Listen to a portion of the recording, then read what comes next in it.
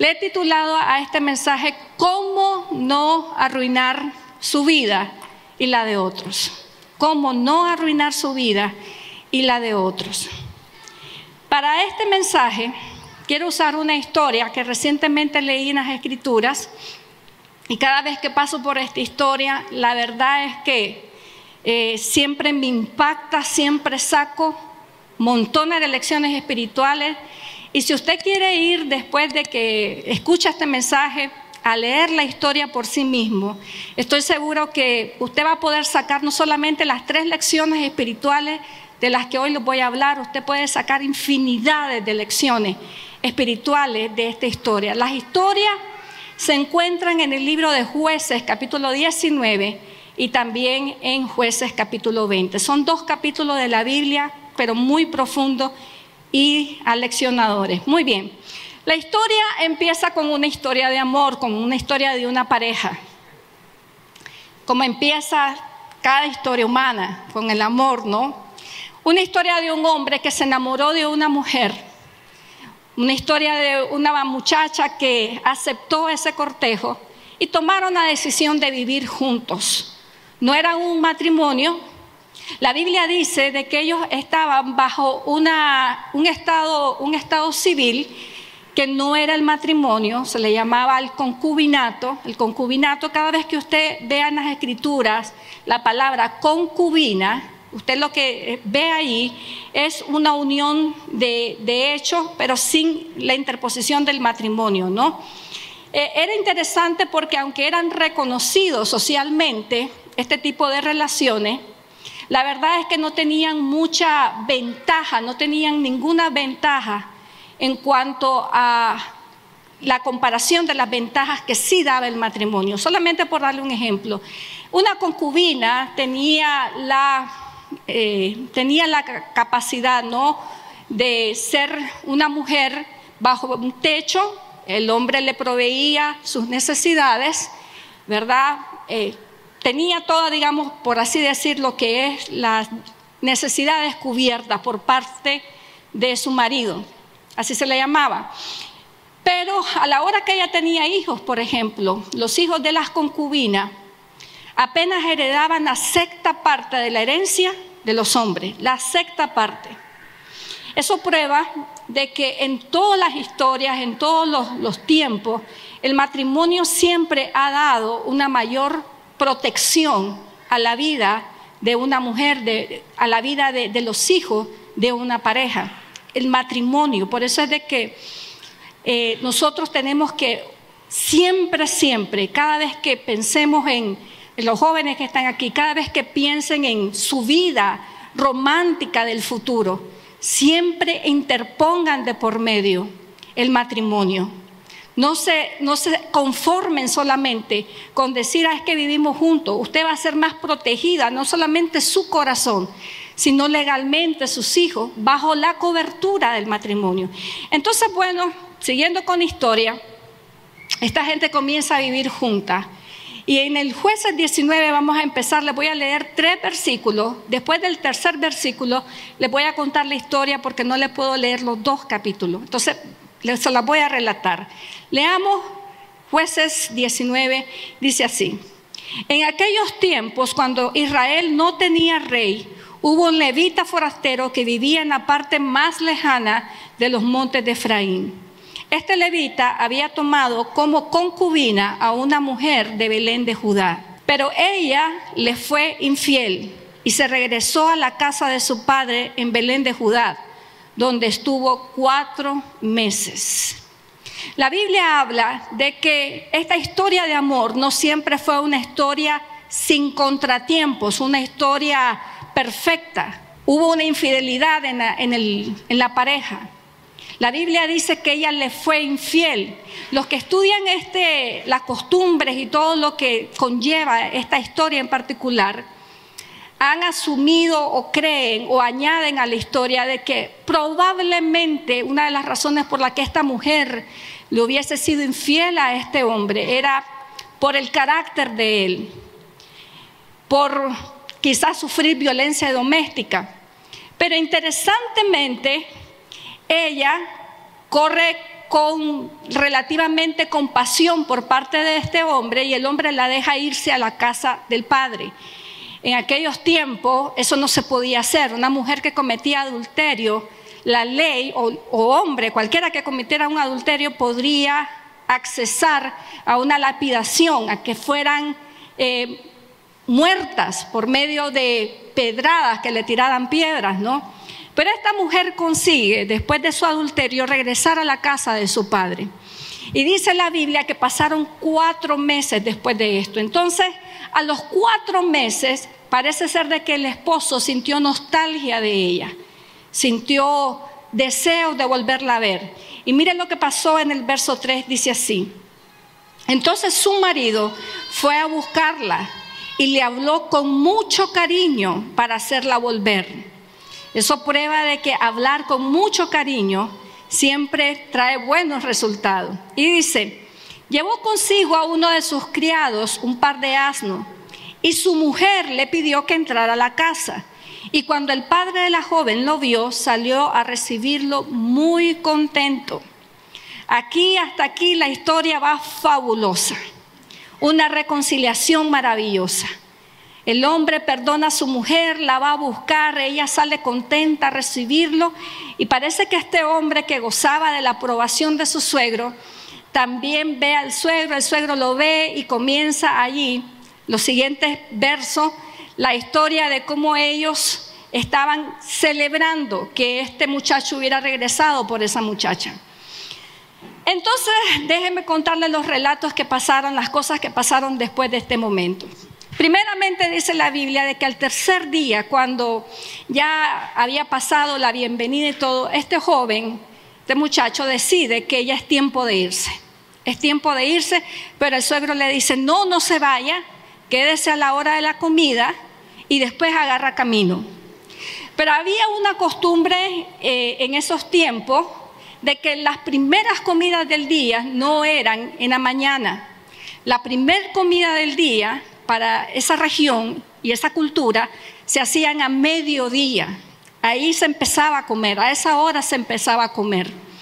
Entonces el hombre le dice a su yerno: quédese, coma y después se va. Pero la Biblia añade que ellos no solamente comenzaron a comer, sino que comenzaron también a beber, a ingerir licor. Entonces usted tiene que recordar de que en esos tiempos no había ni carros, ni trenes, ni aviones. Si uno tenía que viajar de un lugar a otro, tenía que hacerlo muy temprano, porque si no le podía salir en el camino bandas de ladrones, y aparte de eso el hospedaje no es como que, bueno, voy a llegar a Granada y en Granada me hospedo en tal hotel. Eso no existía. Así de que pasa el primer día y el joven dice: no, no voy a poder, y se queda. Pasa otro día más, se levanta con la misma intención y el suegro le dice: no, quédese un día más, espérese hasta la comida, y lo retiene otro día más. Al tercer día se levanta este joven y pasa exactamente lo mismo. El suegro lo retiene, le pone comida, le pone bebida, y el hombre no logra hacer su objetivo. Para el siguiente día el hombre dice: si yo sigo así, nunca me voy a ir, nunca me voy a llevar a la mujer. Así que salieron, ¿verdad?, en contra de la voluntad del suegro y comenzaron a caminar. Y precisamente por haber agarrado tarde ese camino, a ellos les agarra la noche en un pueblo que era un pueblo de la tribu de Benjamín. Ahí les agarra la noche y comienzan a buscar hospedaje, pero nadie le daba hospedaje. Entonces resulta de que un anciano que los estaba observando le dice: venga que yo lo voy a hospedar, y le da hospedaje. Pero dice la Biblia que otra vez comienzan a comer y comienzan a beber. Aquí en esta historia usted va a ver mucho cómo el alcohol influyó en el desarrollo de todo lo que pasó. Entonces dice la Biblia que ellos comenzaron a beber cuando llegaron unos hombres de la tribu de Benjamín y le tocaron la puerta al anciano y le dijeron: mire, ese hombre que usted acaba de hospedar, quiero que lo dé, queremos que lo dé, porque queremos tener relaciones sexuales con él. Esta escena nos recuerda muchísimo a la escena de Lot, tratando, ¿se acuerda usted de defender a los ángeles que lo habían visitado? Bueno, aquí se mira que la tribu de Benjamín, que era una de las tribus israelitas, que ya tenían la ley de Dios, eran poseedoras de la voluntad de Dios, se habían alejado tanto de Dios que ya sus costumbres sociales habían hecho de que el gusto preferencial de los hombres a la hora de satisfacer sus deseos sexuales ya no fuera por las mujeres, sino fuera por los hombres. Entonces dice la Biblia que este anciano, cuando mira que lo están presionando para que entregue al extranjero, le dice: miren, no haga esa maldad, vamos a hacer algo. Yo tengo una hija que es virgen, se la voy a dar y hagan con ella lo que quieran, y hagan con la mujer, con la concubina, hagan con ellas, pero con este hombre no me lo toquen. Y ahí se mira también un poco lo que eran las costumbres del tiempo y el valor que tenía la mujer en relación al hombre. O sea, si había que elegir a alguien para sacrificio, se elegía a la mujer, porque la vida del hombre valía más que la de la mujer. Por eso es de que como mujeres debemos sentirnos felices y contentas de cómo el cristianismo realmente ha dignificado nuestro valor delante de la sociedad y delante sobre todas las cosas de Dios. El cristianismo hizo todo esto por nosotras. Ahora, dice la Biblia que comenzaron a negociar: agarre a la mujer, agarre a las mujeres. Y los hombres le dijeron: no, no es con ella, nosotros lo queremos a él. Y siguió ahí la lucha. Pero dice la Biblia que llegó un momento en que ellos se dieron cuenta que no iban a poder ni persuadir ni resistir a estos hombres. Entonces dice la Biblia que este joven agarra a su mujer y se las entrega, se las da a estos hombres, se mete en la casa, cierra la puerta y les deja a su mujer afuera. Bueno, la historia dice de que esta mujer fue violada toda la noche sin parar por estos hombres de la tribu de Benjamín. Una y otra vez hasta que la mujer llega al amanecer y con las pocas fuerzas que tiene, toca la puerta en la casa de su marido, donde está hospedado el marido.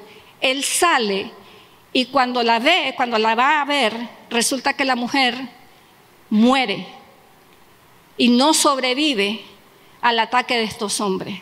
La violaron hasta que la mataron. Yo me imagino que ya en este punto ya ha pasado unas buenas horas y él está más consciente de lo que ha sucedido. Quizás los efectos del alcohol ya lo han abandonado un poco. Y cuando él ve el cuerpo de su mujer allí, él siente una gran indignación por lo que le pasó a su mujer. Entonces la Biblia dice que él la agarra, la monta en un asno, en un burro, y se la lleva para su casa. Y cuando está en su casa, agarra a la mujer y la descuartiza, la divide en 12 pedazos. La agarra, la descuartiza y entonces agarra una mano y se la manda a una tribu con una nota. Agarra la otra mano y se la manda a otra tribu con otra nota. Y así cada parte del cuerpo de la mujer le llegó a una de las tribus de Israel, a las 12 tribus de Israel, con una nota. Miren la maldad que se hizo en una de las tribus del Dios de Israel, en la tribu de Benjamín. Entonces, cuando los ancianos de cada tribu reciben la parte descuartizada de la mujer junto con la nota, se reúnen inmediatamente, hacen una asamblea y dicen para ellos: esta maldad nunca se ha visto antes en Israel y nunca más se debe de repetir. ¿Qué vamos a hacer con esto? Entonces ellos deciden que es tiempo de castigar a estos hombres que hicieron semejante maldad. Entonces arman una comitiva y se van a la tribu de Benjamín y le dicen: tienen que entregarnos a esos hombres que hicieron esto con esta mujer. Entréguelos porque los vamos a castigar. Pero pasa algo que nadie vio venir. La tribu de Benjamín, los ancianos de la tribu de Benjamín dijeron: no, no le vamos a entregar a nadie, y aquí nadie sale. Aquí nadie le va a poner una mano a esos hombres. Comenzaron a encubrir, a empañar, ¿verdad?, todo lo que esos hombres hicieron. Entonces, cuando ellos vieron eso, dice la Biblia, que fueron y consultaron a Dios y le preguntaron al Señor: Señor, ¿qué vamos a hacer? ¿Qué vamos a hacer con estos benjamitas? Entonces el Señor le dice: atáquelos, declárenle la guerra. Entonces ellos se van, le declaran la guerra a una tribu hermana, y dice la Biblia que en la primera batalla 18,000 hombres de la tribu de Israel, de los israelitas, murieron. O sea, en la primera batalla, quienes agarraron la ventaja en la guerra fueron los benjamitas, los ofensores, y murieron 18,000 israelitas. Cuando Israel mira que han perdido semejante cantidad de personas, dice la Biblia que ellos comienzan a llorar terriblemente y vuelven a Dios y le dicen: Señor, mira lo que pasó. Y el Señor le dice: vayan otra vez a la guerra, porque ahora sí, yo se los voy a entregar en la mano. Y entonces ellos van otra vez a la guerra, arman una estrategia, y en esa batalla ellos vencen a todo el ejército de Benjamín, y ese día mueren 25,000 hombres de la tribu de Benjamín. 25,000 hombres. Bueno, después que ellos ven que derrotan al ejército, llegan al campamento, llegan donde está la tribu de Benjamín y matan a todo el mundo: mujeres, niños, animales, agarran, queman las casas, y como resultado, la tribu de Benjamín aparentemente queda exterminada. Y entonces ellos se comienzan a lamentar y a llorar y a decir: ¿qué es esto que pasó? Hemos perdido una de las tribus de Israel. Hoy es el día que se fue una de las tribus de Israel. Y comenzaron a llorar. Pero se dieron cuenta que habían ciertos hombres que habían escapado de la batalla y habían quedado vivos. Entonces ellos dijeron para sí: lo que tenemos que hacer ahora es conseguirle mujeres a estos hombres para que esa tribu se vuelva a repoblar y no perdamos a una de las tribus de Israel. Pero se dan cuenta de algo peor todavía. Todo el mundo en Israel había hecho un juramento, y era que nadie le iba a dar una de sus hijas a los benjamitas. Y entonces ellos dijeron: ¿cómo vamos a hacer? Todos están bajo juramento. Pero se dieron cuenta que había una de las tribus, en un pequeño pueblo, de personas ahí que no habían ido a la asamblea donde todos habían jurado. Y entonces dicen: bueno, aquí lo que tenemos que hacer es ir, y fueron y mataron a todos los habitantes de ese pueblo, excepto a las doncellas. Agarraron a las muchachas, doncellas, vírgenes, las agarraron y se los dieron a los benjamitas. Y los benjamitas, dice la Biblia, que se casaron con ella y volvieron a repoblar su tribu. De hecho, déjeme decirle, el primer rey de Israel era de la tribu de Benjamín, el rey Saúl.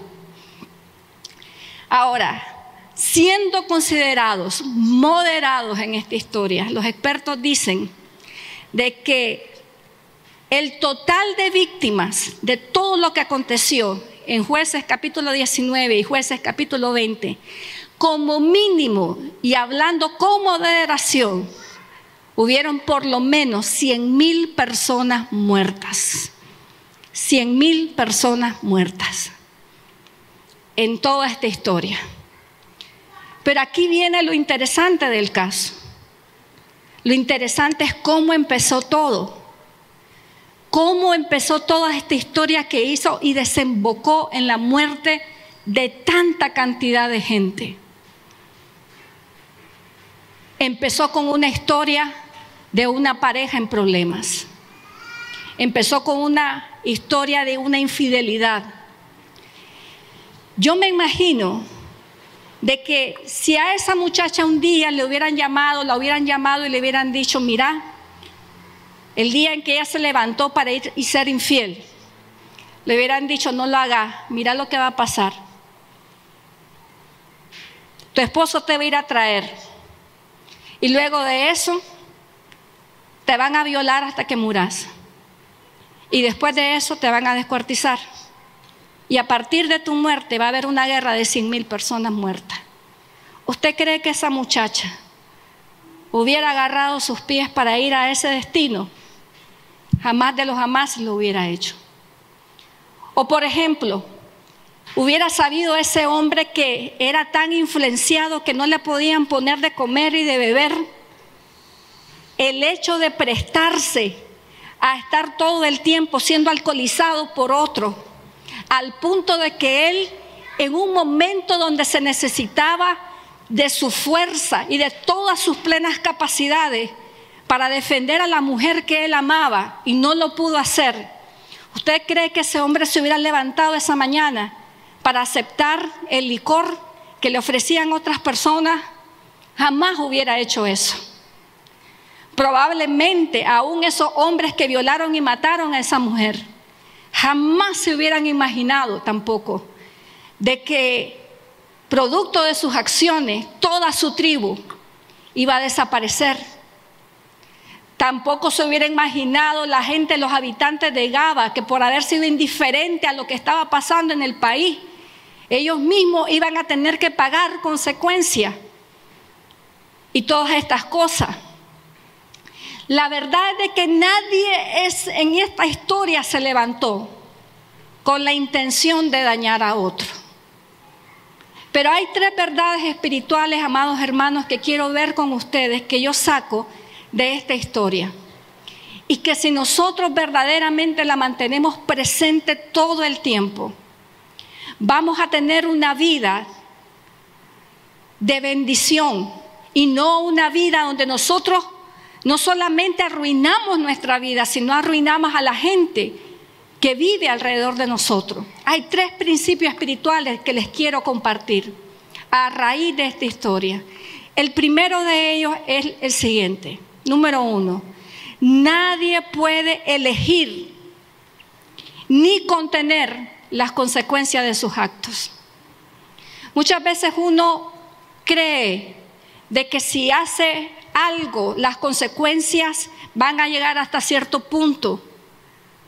Pero ¿sabía usted, por ejemplo, solo por darle un ejemplo, que cuando una pareja hay infidelidad en la pareja o hay un divorcio en un matrimonio, estadísticamente está comprobado que hay 70 personas afectadas directamente del fracaso de un matrimonio? 70 personas afectadas a corto plazo y de manera inmediata. Y eso ya no vamos a contar después las generaciones que vienen después de eso, cómo los afecta. Una de las cosas que tenemos que entender es que nadie elige qué consecuencias se van a llevar. Esta historia siempre me recuerda a la formación de las avalanchas.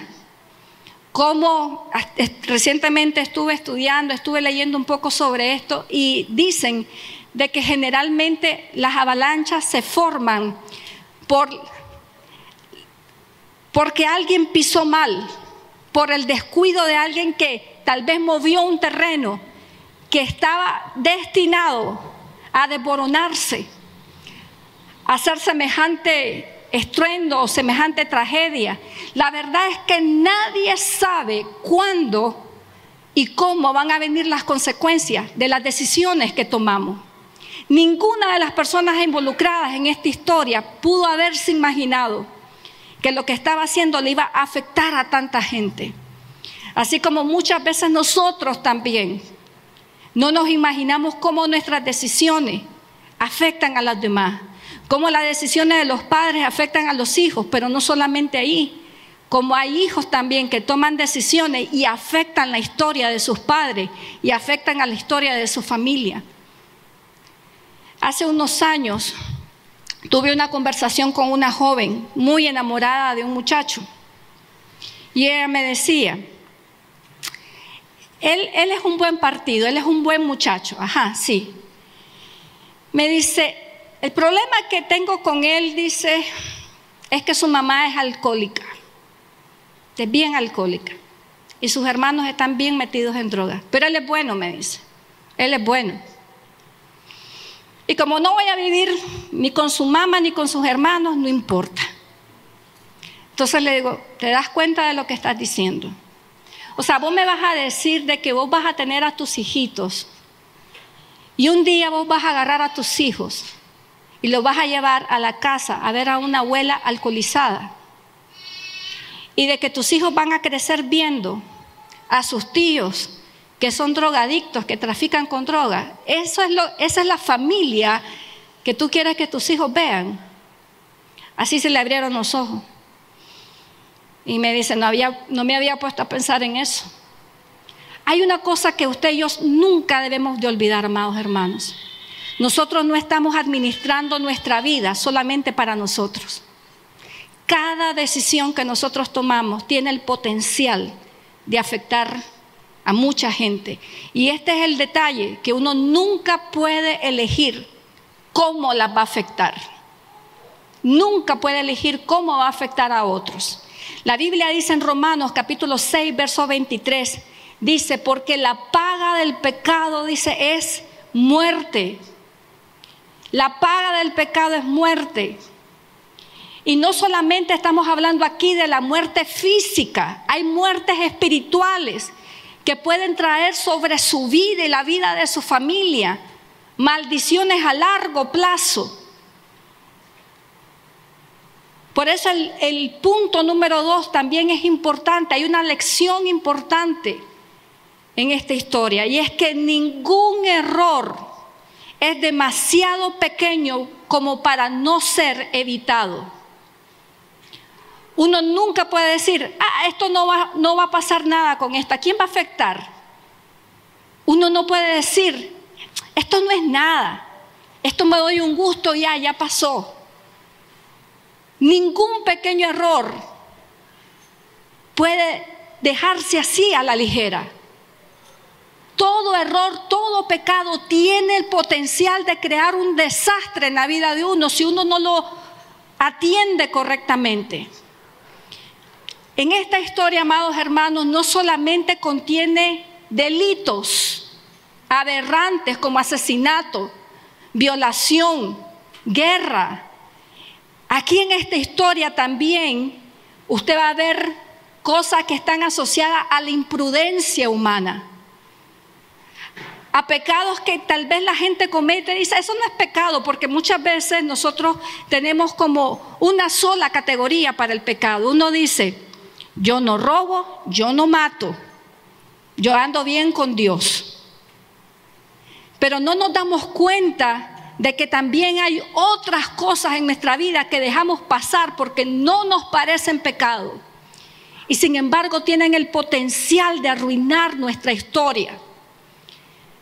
¿Qué iba a saber ese muchacho que solamente al parecer era una persona socialmente agradable? Su suegro se agradaba de él, el anciano que le dio hospedaje estaba encantado con él, participaba, tomaba junto con sus amigos. ¿Qué iba a saber él de que hacer eso le iba a llevar a una condición donde él quedara inhabilitado para defender a su mujer? Y muchas veces somos así, esto no es tan malo. Y esta historia no solo contiene errores humanos asociados a la maldad, sino también a la imprudencia humana. Quiero dejarles un verso bíblico en Eclesiastés que le animo a memorizar. Así como las moscas muertas apestan todo un frasco de perfume, una pizca, diga conmigo, una pizca de necedad arruina gran sabiduría y honor. Y es que la verdad, amados hermanos, no se necesita mucho para echar a perder una vida. No se necesita de hacer grandes locuras o grandes pecados para que su vida o la vida de la gente que usted ama se arruine. La Biblia dice una pizca. Así como dice las moscas muertas arruinan un perfume hasta que hacen que ese perfume apeste. Así tiene la capacidad de una pequeña locura, una pequeña necedad, una pequeña imprudencia de afectarnos a nosotros y a la gente que amamos. Dice, arruina gran sabiduría y honor. Muchos de nosotros, todos los que estamos aquí, Estamos en la búsqueda de tener vida honorable, sabia, respetable. Si no, usted no estuviera aquí. Usted podría estar en cualquier lado del mundo, haciendo cualquier cosa que satisfaga su carne.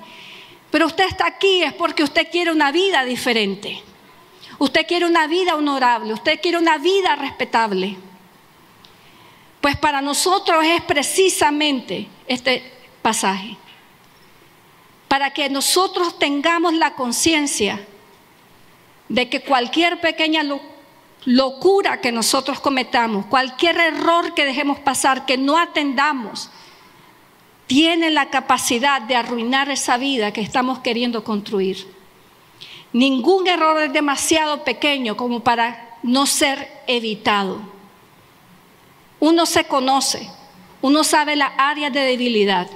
Uno sabe las áreas de tentación que uno tiene. Jamás diga, no, es que de ahí no voy a pasar. No. Siempre lo mejor y lo más sabio que nosotros podemos hacer ante cualquier tipo de atracción que tengamos a cualquier cosa es salir corriendo. Ahí sí se cumple esto que dicen, es mejor que digan que aquí se corrió que aquí quedó. Es mejor que lo acusen de cobarde. Ah, eso es un cobarde que no me ve. Yo recuerdo, mi esposo me decía que cuando él trabajaba para una compañía, le decía a alguien, sos un tonto. Y él le decía, ¿por qué? Porque le sos fiel a tu mujer, sos un tonto. Muchas veces para la gente nuestras acciones van a parecer tonterías, van a parecer, si usted quiere, que no tenemos agallas, carácter, pero hay miedos que son sabios y hay carreras, huidas que le van a salvar la vida.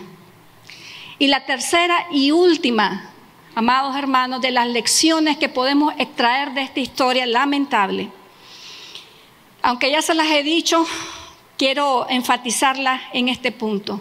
Nuestras decisiones tienen el potencial de cambiar la historia de mucha gente.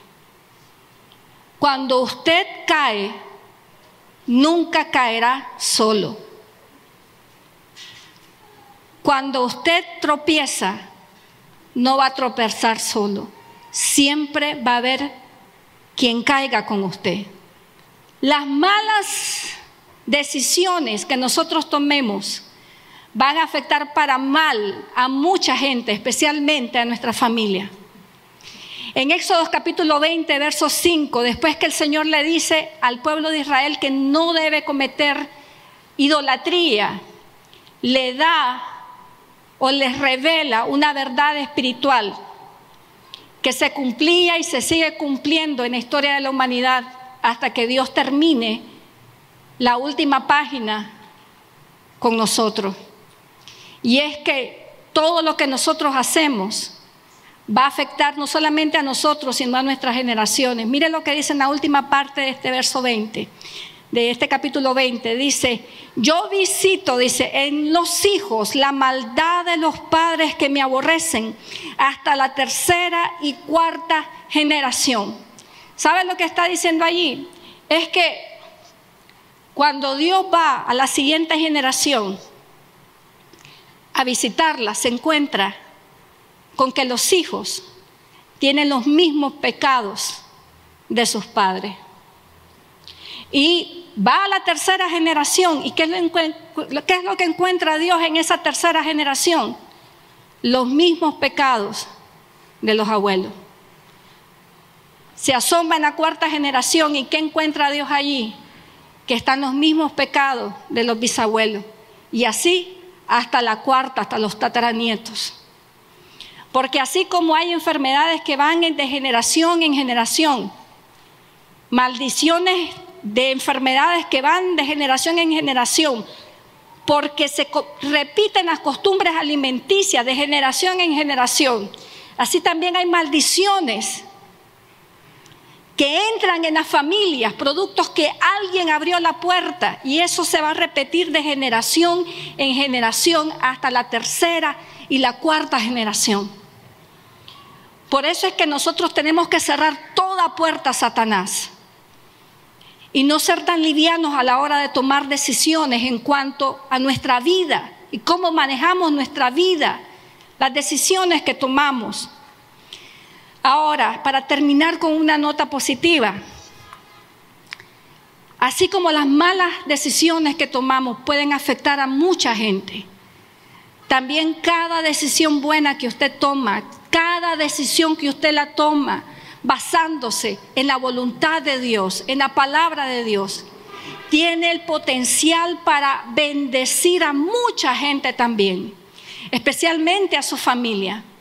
Mire lo que dice Deuteronomios capítulo 7, verso 9, dice así: reconoce por tanto que el Señor tu Dios es el Dios verdadero, el Dios fiel, que cumple su pacto generación, como dice, tras generación.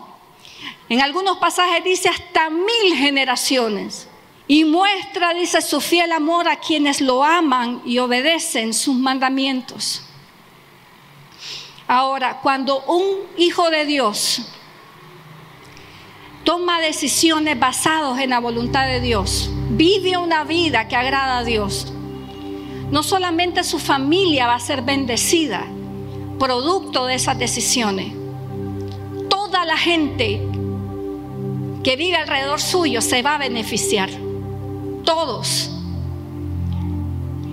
aunque no tengan ningún parentesco con usted, se van a beneficiar. ¿Y de dónde saca eso, pastora? Bueno, hay una historia muy hermosa en Génesis de un hombre que era fiel a Dios. Ese hombre se resistía a cualquier cosa con tal de agradar a Dios. Su nombre era José. José podía tener a la mujer más bella de Egipto enfrente, seduciéndolo, y él decir: no, yo voy a pagar el precio que tengo que pagar, pero yo voy a ser fiel a Dios. Y mira qué interesante, producto de su firmeza por hacer la voluntad de Dios, él tuvo también que pasar situaciones difíciles, así como muchas veces usted va a tomar decisiones para agradar a Dios y quizás las cosas no salgan tan bien, pero el ciclo se rompe. No es lo mismo cuando uno tiene una vida que va de fracaso en fracaso, de fracaso en fracaso, porque uno es desobediente, porque uno es desleal con Dios, a una vida que tiene un problema, pero se levanta, se recupera, sigue adelante. Esa es la vida de los hijos de Dios. Y dice la Biblia que este José un día llegó a la casa de un hombre que se llamaba Potifar. Y quiero mostrarle un verso bíblico muy interesante.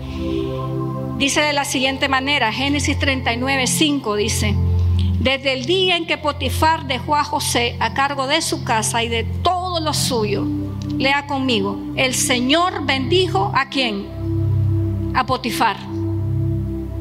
No dice el Señor bendijo a José. ¿A quién bendijo el Señor? A Potifar. Un impío fue bendecido porque había un hombre diferente.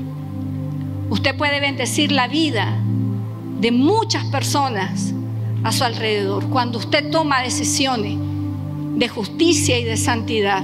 Y dice, y no solamente que lo bendijo, bendijo su casa y lo bendijo también en el campo. Todo quedó bendecido en la vida de Potifar por la causa de José. Y es que nuestras decisiones, amados hermanos, tienen potencial o para dañar la vida de la gente o para bendecirla.